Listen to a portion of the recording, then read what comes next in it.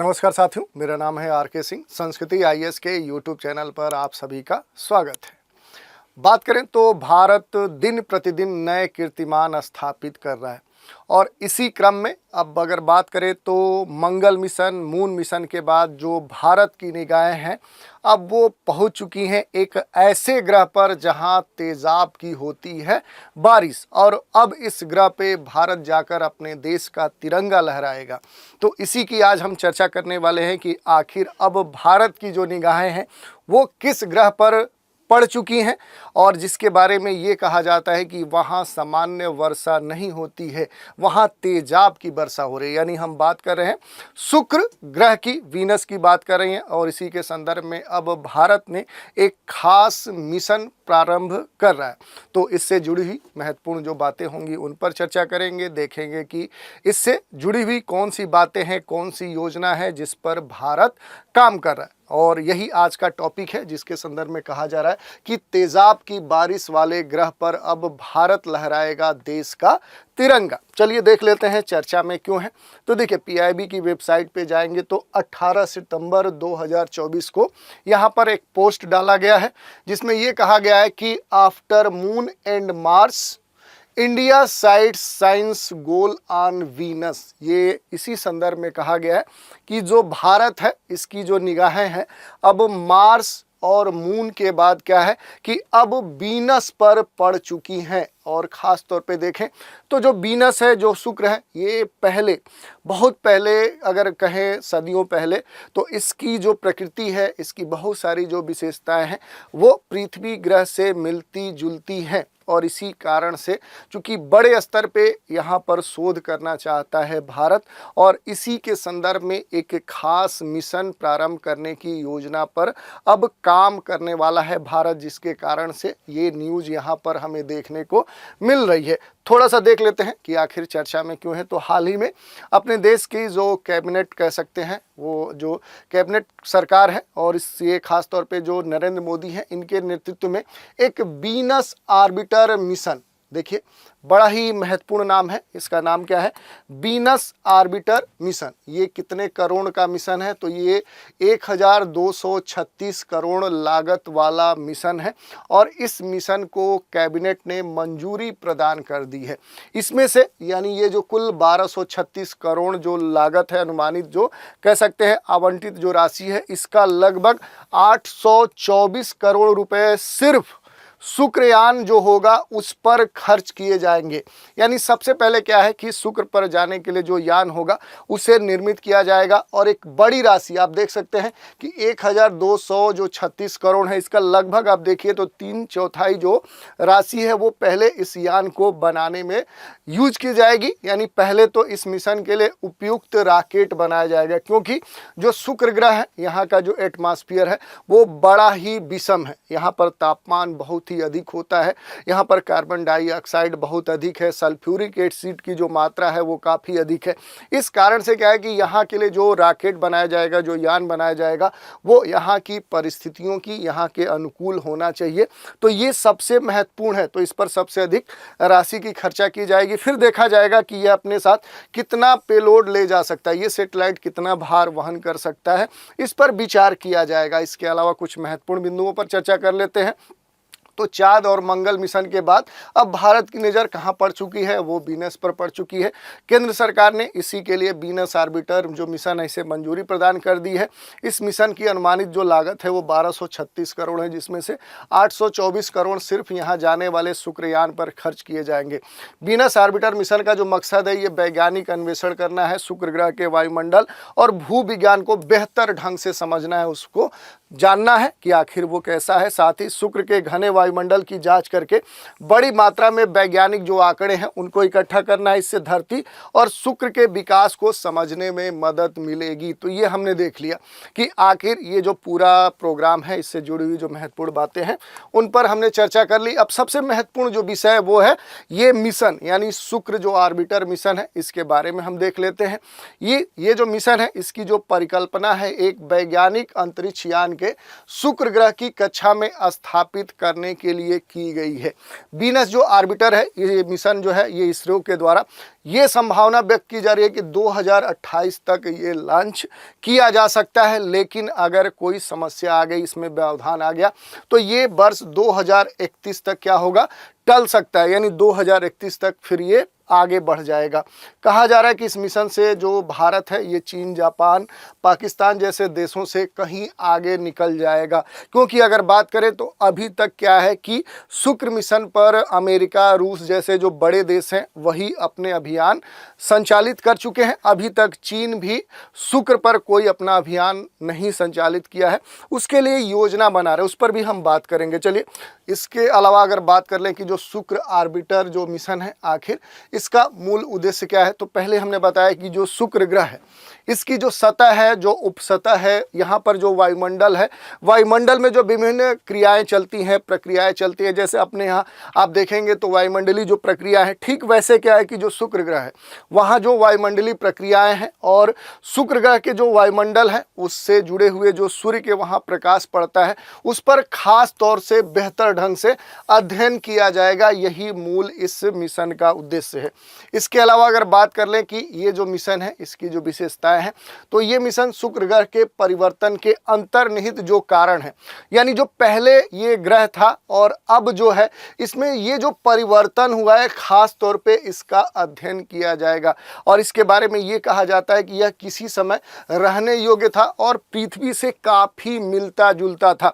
इसी कारण से इस पर अध्ययन किया जाएगा कि आखिर आज जो ग्रह की स्थिति है वो क्यों हो गई, क्योंकि इससे क्या होगा कि ये समझने में हमें मदद मिलेगी कहीं वो परिस्थितियां पृथ्वी पर इस समय मौजूद तो नहीं है, कहीं कल हमारा जो ग्रह है वो मार्स की स्थिति में तो नहीं पहुंच जाएगा।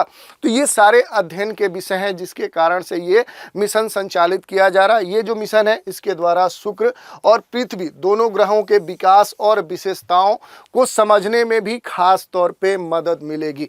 तो ये हमने देख लिया। इसके अलावा सबसे महत्वपूर्ण प्रश्न ये भी उठता है कि आखिर मूल रूप से जो भारत है वो वीनस का अध्ययन क्यों करना चाह रहा है। इससे जुड़े हुए आपके प्रश्न भी पूछे जा सकते हैं। तो देखिए, इसका उत्तर हम जो पूर्व साइंटिस्ट इसरो के हैं विनोद कुमार श्रीवास्तव, इनसे जानने का प्रयास करते हैं। इनके शब्दों में अगर बात करें तो शुक्र ग्रह पृथ्वी के सबसे करीब है और इसी वजह से इसरो इसका अध्ययन करना चाह रहा है। आप देखेंगे तो एक तरफ क्या है कि पृथ्वी के शुक्र है, एक तरफ मंगल है, बीच में पृथ्वी है, ये नियरेस्ट है पृथ्वी के, इस कारण से नज़दीकी ग्रह का अध्ययन किया जा रहा है। इसके अलावा वैज्ञानिक अध्ययनों में यह भी माना जा रहा है कि वीनस पर पहले पृथ्वी जैसा ही कह सकते हैं परिस्थितियां थी, जीवन था और यहाँ की जलवायु वायुमंडल भी हमारी धरती जैसी ही थी, मगर सदियों के बाद बदलाव कुछ इस तरह से हुए कि अब ये जो ग्रह है ये पूरी तरह से बदल गया। जीवन तो दूर, यहाँ पर सांस लेना भी संभव नहीं है। वजह क्या है, इस पर अध्ययन किया जाएगा।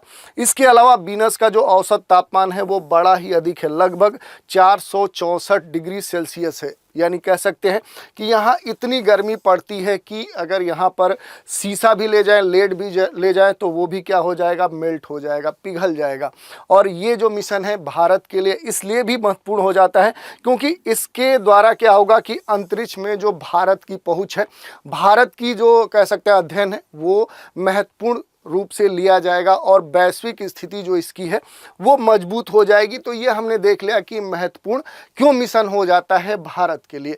अब थोड़ा सा मिशन से जुड़े हुए अन्य बातों की चर्चा करें तो भारतीय शुक्र मिशन से कुछ महत्वपूर्ण वैज्ञानिक प्रश्नों के उत्तर भी मिलने की उम्मीद है, जिसके परिणाम स्वरूप विभिन्न वैज्ञानिक परिणाम भी सामने आ सकते हैं। यही नहीं, भारतीय अंतरिक्ष जो अनुसंधान संगठन जो इसरो है ये अंतरिक्ष यान के विकास और उसके प्रक्षेपण के लिए भी जिम्मेदार होगा।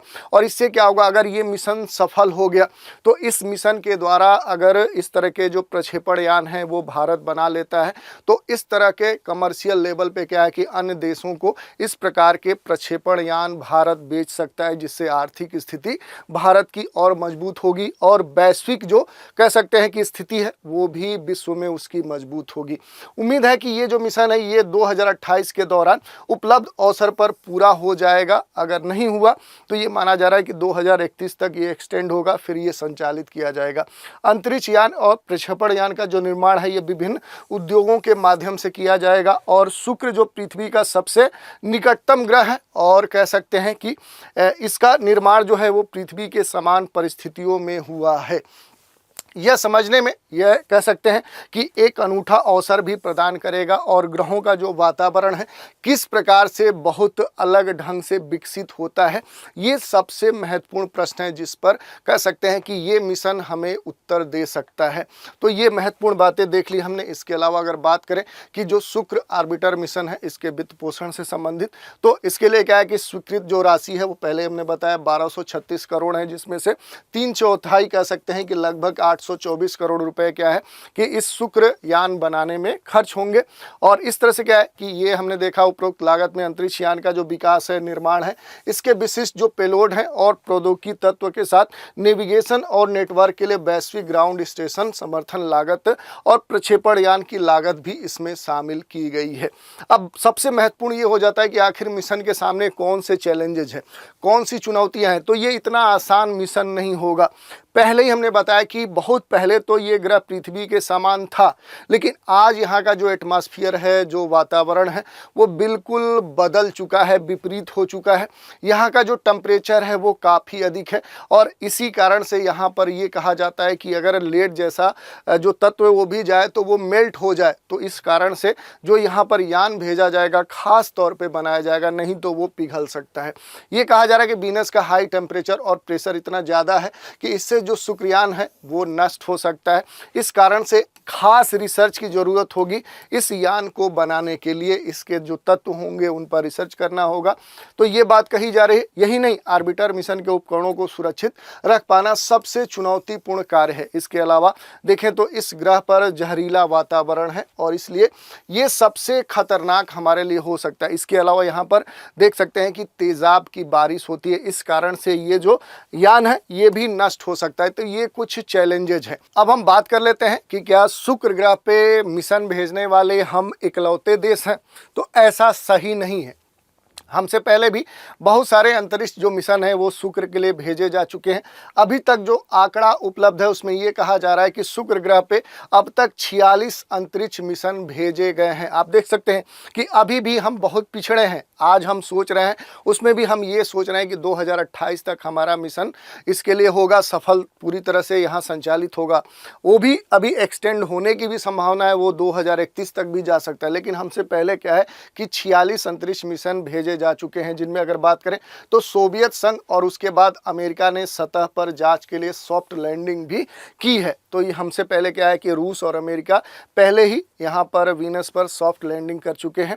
कुछ आंकड़ों की बात करें तो अमेरिका ने 22 जुलाई 1962 को मैरिनर 1 नाम से पहला मिशन भेजा था जो फेल हो गया था। फिर इसके बाद अमेरिका ने 27 अगस्त 1962 को दोबारा मैरिनर 2 भेजा जो कामयाब रहा। वहीं रूस ने 4 फरवरी 1961 को पहला मिशन स्पुतनिक 7 के नाम से भेजा था, मगर उसे पहली जो कामयाबी मिली वो 12 जून 1967 को मिली जब वेनेरा 4 भेजा गया रूस के द्वारा। वहीं यूरोपीय यूनियन और जापान भी अपना मिशन यहाँ पर वीनस पर भेज चुके हैं। अब इसमें अगर बात करें तो 2031 तक अमेरिकी अंतरिक्ष एजेंसी जो नासा है ये एक नया अभियान यहाँ पर संचालित करने जा रही है। इसके अलावा जो यूरोपीय अंतरिक्ष एजेंसी है विजन, ये भी क्या है कि यहाँ एक लॉन्च, इसके द्वारा एक अभियान लॉन्च किया जाने वाला है। चीन वीनस के लिए 2026 या 27 तक मिशन भेज सकता है, ये बात कही गई है। अब थोड़ा सा चूंकि चर्चा हो रही है शुक्र ग्रह की, तो थोड़ा सा शुक्र ग्रह के बारे में भी देख लेते हैं। थोड़ा सा देखिए, अगर बात करें ये शुक्र ग्रह है तो देखिए अगर सूर्य से दूरी के क्रम में देखें तो बुध, शुक्र, पृथ्वी, मंगल। तो यहाँ पर देखिए पृथ्वी से सबसे नियरेस्ट जो ग्रह है इधर शुक्र है, इधर मंगल है। सूर्य से अगर देखें तो दूसरे क्रम पे शुक्र आता है। इसके अलावा अगर इसकी कुछ अन्य विशेषताओं की बात करें तो धरती का इसे जुड़वा ग्रह भी कहा जाता है, जुड़वा बहन कहा जाता है। हमारे सौरमंडल का ये दूसरा ग्रह है।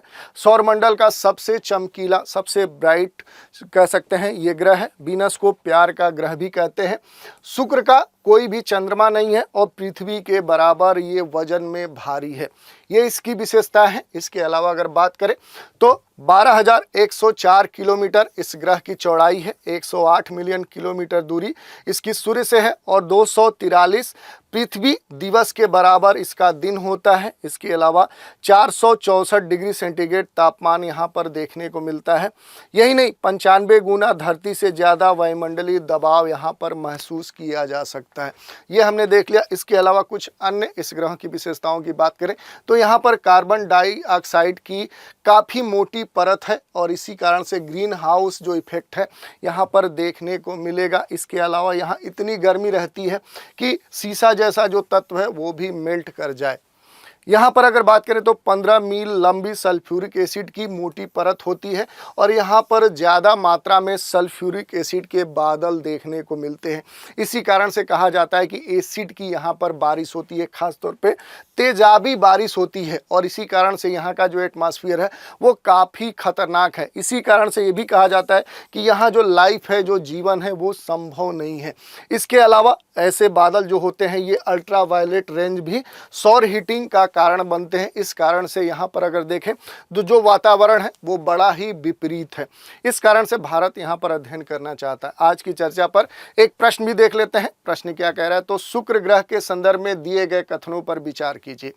पहला स्टेटमेंट है, यह एक स्थलीय ग्रह है जहां पर सबसे ज़्यादा कार्बन डाइऑक्साइड है। दूसरा है, यह ग्रह अपने कक्षी पड़ोसी पृथ्वी के द्रव्यमान और आकार में सबसे निकट है। तीसरा स्टेटमेंट है, शुक्र का वायुमंडल स्थलीय ग्रहों में सबसे घना है जो मोटे वैश्विक सल्फ्यूरिक एसिड बादल कवर के साथ ज़्यादातर कार्बन डाइऑक्साइड से बना हुआ है। पूछा जा रहा है कि उपरोक्त कथनों में से कितने कथन शुक्र ग्रह के संदर्भ में सत्य हैं।